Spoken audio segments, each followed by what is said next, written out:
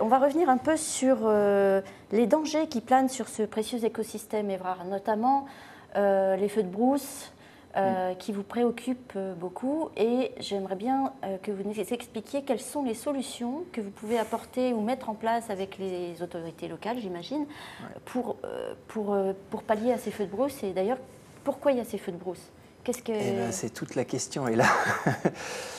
C'est délicat. Les feux de brousse à Madagascar, c'est vraiment le fléau qui touche toute la nature et qui fait qu'aujourd'hui, on considère qu'il ne reste plus que 10% des forêts primaires de Madagascar. Le macaï n'est pas plus préservé qu'un autre, malheureusement, des flammes, parce que les flammes, même si tu as une falaise, la flamme, elle est capable de franchir cette falaise et de redescendre de l'autre côté dans un autre canyon.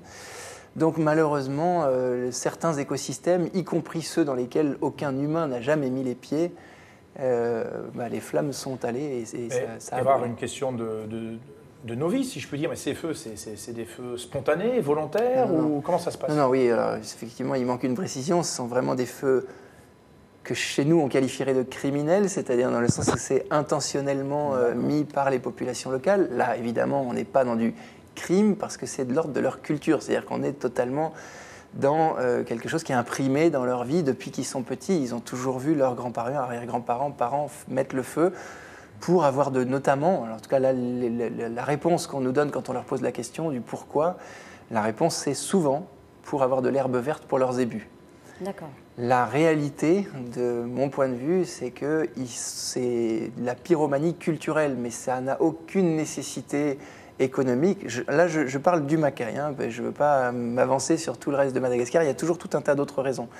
Mais dans le macaï même, on a affaire à des feux qui sont parfois déclenchés dans des endroits où aucun zébu ne peut se déplacer, ne peut vivre.